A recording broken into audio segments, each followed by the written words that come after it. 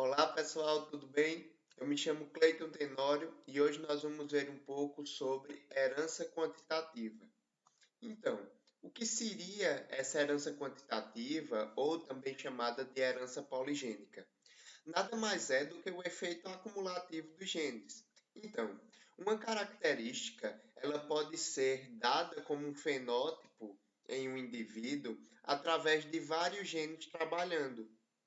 As contribuições que esses genes vão ofertar no indivíduo vão causar algumas variações. As variações mais típicas que a gente conhece são em altura de seres humanos. Então, nós temos indivíduos que são muito altos, nós temos indivíduos que são muito baixos, mas a grande maioria da população possui uma altura intermediária. Então, como a herança poligênica pode afetar nesse indivíduo com alturas diferentes? Massa corpórea, melanina, enfim, existem diversas características que vão ter uma definição de herança poligênica. E é isso que a gente vê basicamente nessa aula. Quando a gente vê o nome herança quantitativa, a gente desconhece um pouco da lei de Mendel. Por quê?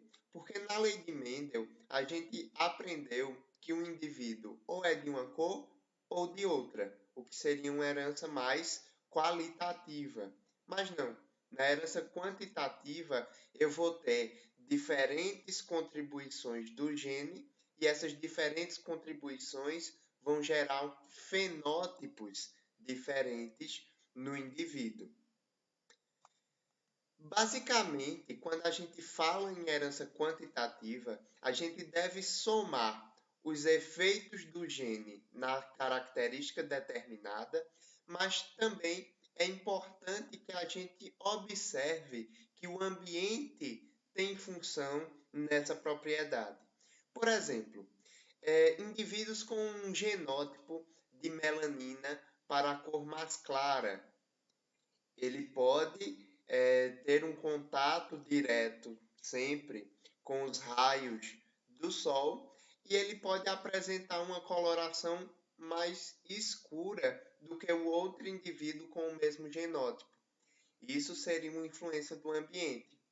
Outro fator, por exemplo, está na altura dos indivíduos. Os indivíduos eles tendem a ter alturas diferentes, porém, indivíduos com o mesmo genótipo para uma altura intermediária, por exemplo, pode ter uma pequena variação de altura, dependendo, lógico, da alimentação que esses indivíduos possuem, de, de exercer atividades físicas, se esse indivíduo ele vai ter alguma doença ou não. E aí está a curva de normalidade da altura. Então, se a gente observar, os indivíduos eles tendem a ter uma altura média de cerca de 1,70 m por aí, 1,68 m, 1,70 m, certo? Cerca de 12% da população possui essa altura. Existe uma variação dessas alturas. Então, nós temos indivíduos que são muito baixos, a minoria deles, e nós temos também indivíduos que são muito altos, que também é a minoria deles. E nós temos o intermédio, certo? Que é uma altura meio que intermediária, e essa altura intermediária sofre tanto a ação da herança poligênica, ou seja, os genes que codificam a altura nesse indivíduo vão influenciar, mas também o ambiente, o meio externo, a alimentação, o sedentarismo, a provocação de alguma doença vai influenciar uma variação dentro dessa população, ok? Basicamente, os geneticistas, quando observavam ali heranças quantitativas, eles tinham bastante confusão, porque eles acreditavam que essas definições de herança quantitativa não seriam aplicadas de acordo com a lei de Mendel, já que eles iriam abrir mão de um padrão de fenótipos para uma soma maior, uma soma quantitativa de fenótipos aparentes, como a gente viu anteriormente. E aí, um geneticista sueco, lá em 1910, conseguiu assimilar as leis de Mendel, a segunda lei de Mendel, a lei da segregação ali dos caracteres, com a herança quantitativa de uma forma bem simples. Então, o cara chamado de Nilson L., ele cruzando ali trigo, ele conseguiu observar que a coloração desse trigo tinha uma variação. Então, ele pegou indivíduos heterozigotos, através de sucessivos cruzamentos de indivíduos de prole selvagem, e ele conseguiu observar os seguintes fenótipos: coloração vermelho escuro, coloração vermelho médio, coloração vermelha, coloração vermelho claro e coloração branco. Vejam uma coisa, ele cruzou indivíduos vermelho médio, ou seja, indivíduos que são heterozigotos. Segundo Nilson, ele falou que a característica de coloração do trigo é determinada por dois genes que são segregados, ou seja, estão em cromossomos, em pares de cromossomos homólogos diferentes. Isso faz com que exista uma possibilidade maior de conjuntos de genes, propiciando uma variação ainda maior dentro dos fenótipos. Observe uma coisa: quando o indivíduo tinha o fenótipo totalmente dominante, esse indivíduo possuía uma coloração vermelha bem intensa. A partir do momento que esse indivíduo ele vai perdendo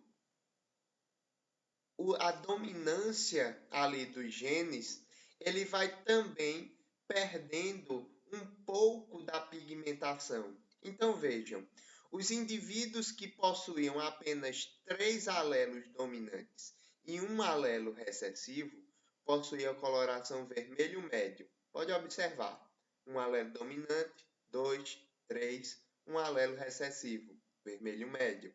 Aqui a mesma coisa, 3 alelos dominantes, um alelo recessivo, vermelho médio. Aqui a mesma coisa. A partir do momento que esse indivíduo perdia um outro alelo dominante, ele ganhava uma nova característica fenotípica, ou seja, ele modificava, ele possuía uma tonalidade de vermelho diferente. Vamos lá. A tonalidade vermelho para o indivíduo seria, na verdade, dois genes, seria codificada por dois genes dominantes e dois genes recessivos. Dois genes dominantes, dois genes recessivos. A característica de vermelho claro seria codificada através de um gene dominante e 3 genes recessivos. Vejam, 3 genes recessivos, um dominante. 3 genes recessivos, um dominante. Então, observem que quanto mais a gente perde alelos dominantes dentro daquela característica, mais a tonalidade ela vai se variar.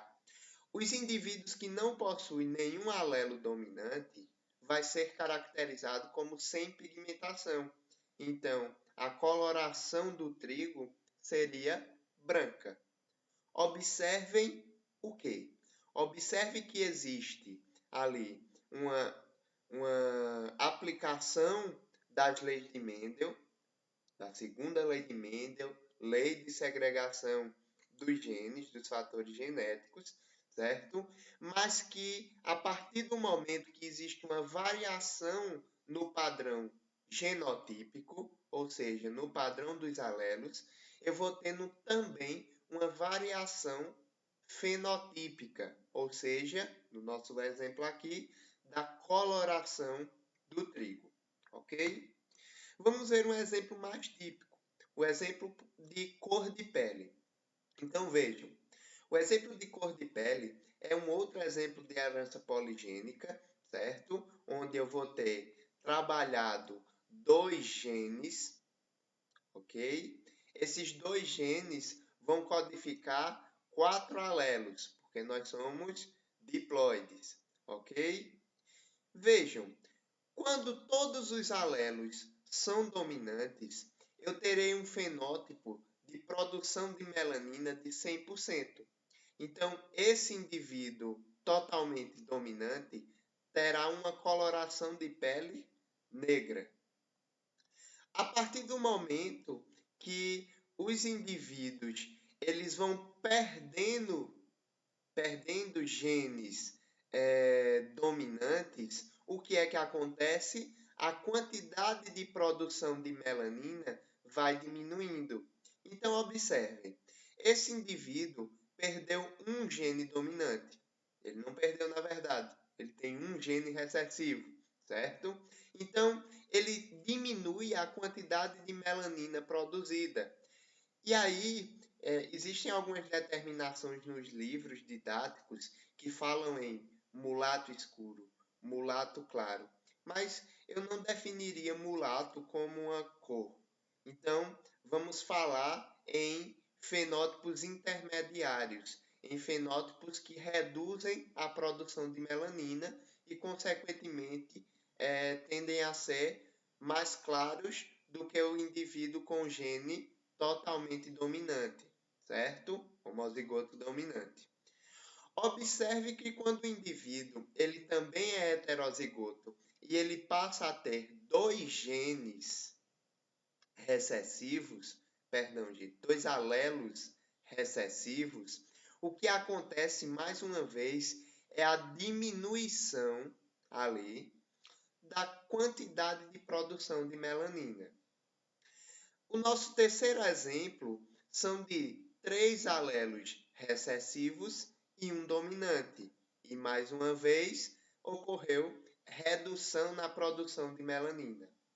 O indivíduo totalmente homozigoto recessivo, ele teria zero produção de melanina, o que codificaria a coloração branca, ok? Então, a cor da pele está influenciada a genes poligênicos, né, mais de um gene, que vão produzir de formas diferentes quantidades de melanina, ok? Então, o indivíduo que é totalmente homozigoto dominante, ele tem 100% de produção de melanina e ele possui a pele negra.